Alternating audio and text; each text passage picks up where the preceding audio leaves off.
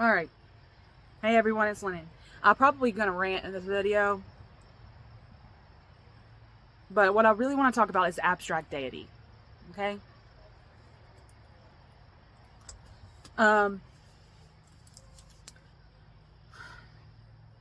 what is abstract deity? Okay? To me, in my opinion, okay, abstract deity is where worship and devotion and things that may look like to an outside observer as deity work is just like is based on mentalism, is based on imagination, is based on the self, and it's based on a lot of things actually. But I mean, we'll probably get into some of those in a minute. But it's where archetypes can be spiritual beings. Okay, where archetypes are the presence that we as abstract deity worshipers want to work with. You know, it's a collaboration. Now, I take a soft polytheistic approach to my deity work because, you know, and that might be controversial, you know, to say that all war goddesses are the same, right? And in a lot of ways, I agree that they're separate because of their culture, their times, and their mythos, okay? But war is war. Now, depending on the time, the location, the culture, the society, the politics, and all of that, for these deities that were worshipped, these external deities that were worshipped by the peoples in these times, war might look different for someone in the Aztec pantheon than an Egyptian. Okay, war might have looked different. I'm sorry, my kids are playing in there. I don't know if you can hear them screaming. But they so anyway, I do take a soft polytheistic approach. I tend to love the abstract concepts and archetypal concepts more so than I do their nuance work. I want to step back, but also discover some of their core essence, their quintessence, you know, and get to know myself in the process. Not saying you can't do that with external deity work, like deity work that are actual spiritual entities that you would want to work with, that you constitute as deity. But anyway, those are my approaches to abstract deity. Now, all I mean by archetype are the fundamentals, okay? It's like human nature, human design, human desire, okay? The fundamental voided parts of humanity that are in everyone, and how spirituality tends to fill those voids in whatever way the work is laid out for you and the way what you want to put in. It's a relationship regardless. And I just tend to think that it's the fundamentals that I love to think about in terms of deity work and abstract deity work. It's the experiences, it's the desires, like basic human needs, the philosophy behind that. I'm fascinated by that kind of stuff. Sociologically, you know, not to mention like my time, my culture, my society, my experiences, and the emotions that come along with those. My life experience has a way of giving forth this kind of self-sealing logic. Okay, and working with abstractions helps me to learn a little bit more about them. Now, if you know me and you know the channel, then you know that my abstractions, my archetypes, okay, revolve around the dark feminine, okay? And the dark feminine is the guides and the goddesses, okay, because I work with several of them, the goddesses and the archetypes of the dark feminine, okay? The wild woman, for archetypes, okay, the sacred feminine, the wild woman, things like that, right? But then you have the goddesses like Hecate, Ereshkigal, who are my other ones. If you have my Immaculate Immortality book, all of those dark feminine figures are ones that I actively work with, okay, and collaborate with, have relationships with, okay. Then you have guides. For me, aides, guides, and I would call them mythological figures like Medea, Okay, Lilith. No, these aren't goddesses, but they're guides for me, right? They're sacred feminine, dark feminine guides. They're aids in my spiritual practice, right? I want to touch on a little bit about devotion and worship, okay? Because in abstract deity work, to me, it's gonna look the same no matter what you do, okay? To anyone looking in, it's gonna look the same. If you've got sacred space, if you've got an altar, if you practice offering work, if you practice listening, like communing and communication, things like that, a reverence type practice, then it, to an outside observer, it might look a lot like deity work. But like, say when I want to sit down and work with Lilith, okay, as an archetype, as a mythological figure. Hell, a lot of people do this with pop culture figures nowadays. They take a chaos magic approach to it. I love that because it opens us up, okay? It unlocks so many avenues for us, right? And I don't know, I think that, like, when I want to sit down and work with Lilith, the intention behind my working might not be, it might not look the same, it might not look the same as if I considered her my goddess, like my matron, right? The one that's over all, and she's an external spiritual entity and a force that is over the whole thing. Then, I don't know, largely I think that my intention when I sit in sacred space with her would be different. But the devotion and the worship would probably look the same, okay? Now, to me, the words are different, right? A devotional practice for me is love and reverence. It doesn't require anything. I don't have to do anything but love the beings that I work with. The abstract concepts, the ideas, the imaginative musing, egregoric things, whatever you'd want to call them, deities, guides, goddesses, whatever. There are 100 words. For me, it's just about the love, right? It's just about the respect, the relationship, the reciprocity that I believe that is just so beautiful. I'll say this, most of my practice probably looks devotional more than a worship, right? Because of the fact that I have this abstract conceptualized notion of deity. And I don't want this to seem like a crutch either, like the fact that I'm not dedicated to these goddesses or gods in any kind of like pagan way, okay, or a witchy way.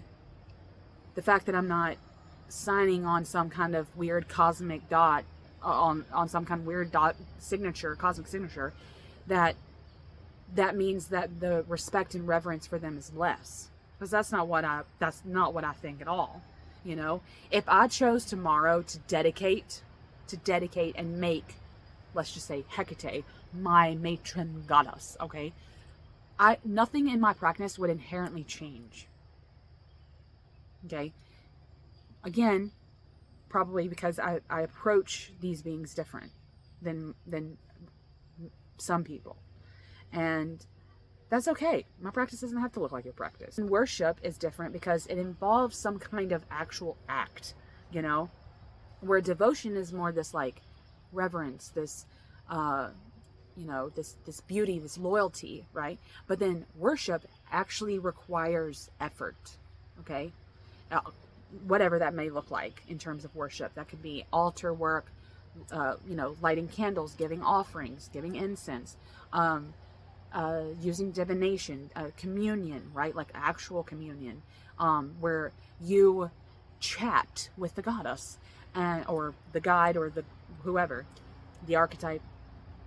There's an act behind it. There's a physical, sacred act, and it takes this kind of, it makes this mundane approach more on like this more profane to the sacred. Right, the act of worship is what pulls the mundane over to the spiritual and to the sacred, and it's a beautiful thing to see the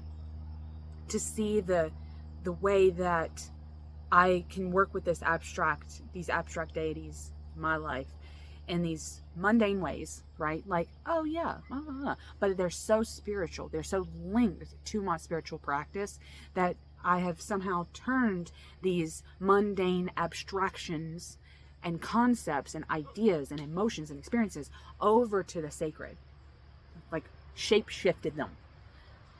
And my spiritual practice as a practice, okay, devotional or worship, has been elevated because of that. Okay, now I want to tell you something. Oh my goddess. Okay, there is this person on Instagram that has been bitchy. I mean, fucking, I cannot stand this person's voice. I just cannot. Like, every time one of their reels comes on my feed, I'm like, golly, it's like a bullet in the brain. Okay, nothing against them, right? Whatever. I'm just not jiving with them. I just don't. Every time they come on, they're saying some gaslighty bullshit, and I'm like, God damn it. And they wanted to say this reel the other day about how Lilith isn't a pagan goddess. Stop worshiping her. Here are some other options if you want a goddess. Don't fucking tell me who to worship, bitch. Don't fucking tell me who to worship, first of all, okay? Most people that work with Lilith know she's not a fucking goddess. Okay, there's a whole bunch of videos on YouTube about Goddess Lilith. That's because they know that putting Goddess Lilith in there is an algorithmal trigger. Okay, but if these people are solitary, then do you. Okay, it's up to you to be the discerning one, right? But anyway, I just cannot. We know she's not a pagan goddess, but she's got so much mythos around her, spiritual mythos, okay, that, and not a lot of sourcing, okay, to be honest with you. There's like maybe a handful of sources that are really small, okay, that even mention her, and they don't even mention Lilith, they mention Lilitu, okay, or Lamashtu, okay, not really Lilith by name. There's her spirits and entities. So working with Lilith is spirit work. I don't consider working with Lilith deity work. I consider it spirit work. And so on one hand, I get what this person was trying to say. That, like, look, she's a spirit. Okay. Didn't need you to tell me that. If I was researching and loving and devoting myself to her, I would know that too. Just saying. Okay. But my love for some of these beings and some of these spirits and these goddesses comes from such a, they transcend spiritual norms for me. Okay? So whatever your normal is, mine ain't gonna look like that. I'm a feral witch bitch. Don't come at me with your crap, because I'm probably already in the know. Alright? Don't try to gaslight me. No, but I want to... Okay, look. We'll touch on this. Discernment. Discernment isn't as hard as people think. It's just knowing the beings, right? If these people actually loved and devoted themselves to a spiritual practice with Lilith, they would have read all the sourcing they could come in contact with, right? Ancient sources, stone tablets, Epic of Gilgamesh type crap, okay? The Bible. Like, they would have put it all together, right? In some kind of sacred research file in the filing cabinet of the brain, or in an actual book of mirrors or magical book. Then you would kind of need to have your own relationship with her to find out how she's resonating with all this information, like with you, right? Because at the end of the day, it's your interpretation of what you're reading anyway. But if you internalize the information, it's the way that you present it at the end of the day too, which is why discernment is so hard to. Discernment is not always a fresh look, okay? Because like I said, you got a million videos on YouTube of Goddess Lilith this, Goddess Lilith worship, blah, blah, blah. And it's like, no, she's not a goddess. But to this person, she may be a goddess. They may have misinterpreted or interpreted her text and sourcing in a different way.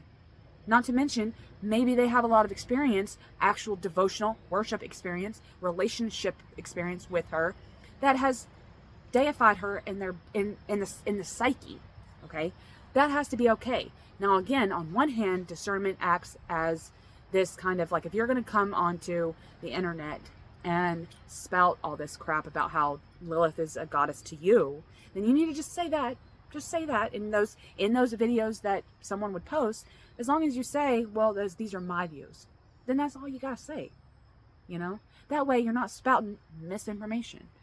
But I don't know. That's my view. I don't know. Those are my rants. Like, at the end of the day, I don't give a shit if your solitary practice includes the goddess Lilith. But, you know, the discernment is on this. Is on the player. It's on the player. You know, it's not on the one spouting the stuff. Okay? It's on the worshiper. It's on the devotee. So at the end of the day, it's really about you and these beings. And these are beautiful practices. And people get their panties in such wads about stuff like this. I'm like, do you care? Like, I wanted to say this to this person. Do you really fucking care what this person over in La La Land is doing? Or is it that you care about the misinformation? And if you do, you could be a little less bitchy about it, to be honest with you. Like I'm being less bitchy. Basically, in discernment, for me, is the Picasso quote, okay? You know the rule, you have to know the rules before you can break the rules, okay? And that's a rule for everything in my life, you know?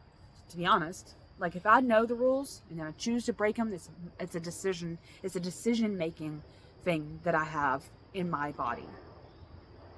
To be okay with the consequences of those actions, consequences of those discernment techniques that I would have in my brain. Okay. For me, abstract deity works best because of my personality. Okay. My personality and conditioning. The fact that I was conditioned into this monotheistic religion when I was growing up because it took so long for me to decondition out of those thoughts and shames and guilts and fears about this, you know, the one sky god. It took me a while to unlock the spirituality, just the spirituality that was right there. I was so lost from it. So abstract deity had this, it was a tease, you know? It offered a way for me to connect spiritually to these guides and beings that I loved since childhood, like Medusa and Medea and the Morai and then overarching wild woman archetype and even the maiden mother of the crone, you know? Like, these concepts have been with me for so long that having this abstract deity practice unlocked and offered so much for me, and still does. But then, as like I said, overarching, I work with this aspect of like this dark feminine, dark archetype, sacred, these concepts. And that's when I go to sacred space, that's what I want talking back to me, is the void of that dark feminine. I want to be able to kind of get into the void spots and find out a little bit more about me in the process, you know? Maybe I'm getting a little bit more enlightened. The next conversation I have with Lilith, the next conversation I have with Hecate, the next time Medusa visits me in a dream, because usually Medusa works with me in dream work. Any of them. Ereshkigal, because Ereshkigal, my death abstract deity. Work with her and the Baba, for like a lot of death doc work. But so many of them have their own vocations, but then a lot of them, they kind of overlap, right? And I made actually a video about this, about how I need a goddess, and it was filmed in such a bad lighting and everything. I mean, the audio was okay, like it wasn't like cutting in and out, but I was so dark in that light, like last half of that video. But the video concept was important to me because it was like abstract deity yes, it offers and unlocks, literally, quite literally, unlocks my psyche to where I can feel all the nuance that I need. Because if I pick, I had some keywords in that video: shape-shifting, art, war, ferality. Like, I needed a mad woman, right? Like, I mean mad, cuckoo, okay? Whatever, however you want to say that. I needed all of these keywords, right? But not one goddess fits the bill, right? So how am I supposed to work? I would have to work with like a pantheon of, like, my own pantheon that I make up, right? And the abstract deity work that I do has fulfilled me using these concepts, using my keywords, and then I choose the archetypes, beings, spirits, and goddesses that fit the bills, because there's a whole bunch of bills laid out on my coffee table. A lot of people work with deity for spiritual aid and agency and autonomy and enlightenment, transcendence, you know. But there's so much self involved in my deity work. It's not even funny. And I don't mean this in this kind of like conceited, vain way, but like, I need, you know, it's like, know thyself, right? I'm working with the priestesses. I'm working with the oracles. I'm working with the priestess and the oracles and the witches and the magicians and the wizards, and then all the way up till you get to goddesses, you know. I'm working with so many that them as conceptual ideas. It's been beautiful, okay? It's been beautiful for self-knowledge, self-sovereignty, like, I guess, self-enlightenment in a way, spiritual peace, even connecting to the shadow, you know, unlocking those things that you don't really want to unlock. She's unlocked some weird stuff about me. I'll wrap this video up by saying this. In my opinion, there are two forces at work with any deity work or worship, collaboration that you would do with a deity, abstract or otherwise. It's internal and external, okay? And that doesn't necessarily mean evocation and invocation, although it can, okay? But for me, abstract deities are internal. They're found within. But for someone that has like an actual deity practice, I don't want to say actual, like, they're not, like, abstract deity is somehow wrong. It's just not a norm, okay? It's an external being, right? Instead of having these internal forces that you work with actively in a spiritual practice, a deity like, say, Hecate, okay? And I've worked with her. I do work with her. She's been, you know, Queen Hecate for a long time for me. But she's not the one, right? Having a one and having some kind of spiritual hierarchy didn't always jive. And that's what abstract deity does. But let's just remember the forces. There's internal and external, and your intentions behind working with them. You know? Inner forces are embodiments, and external forces are ones that are outside of yourself, that are dishing out punishments, dishing out justice, dishing out rewards, dishing out guidance, dishing out, you know, guidance and wisdom, dishing out their own love, their own devotion, right? I don't know. That's what I think about deity work, is that there's just two forces, internal and external. You can work with both, you can work with one or the other. And I think that for the majority, I consider my deity practice abstract because the majority of my practice with deity is internal. And I think that it's a spectrum, okay? Deity, abstract deity, right? And there's a spectrum of how you want your practice to look. And everyone that's a solitary is probably going to have something kind of different, right? But to an outside observer, we might all be doing the same thing. We're lighting a candle, We're offering some wine. We're offering, we're doing art. We're writing poetry. We're saying prayers. We're praying. We're chatting. We're communing. I like to say chatting because it seems less formal. But when I want to make it formal, right, there's ritual that I can do. It's just, the practice itself is so pretty. It really just is.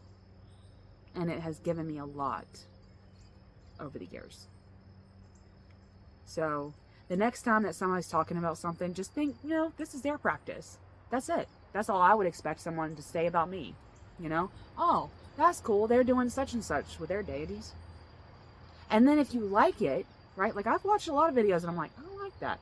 I find a way to use my discernment, to use my skills in terms of like what I can do personality wise, and then see if that's something that I can try in my own practice. But I really try to dip my toes in only where I know it's feasible for me.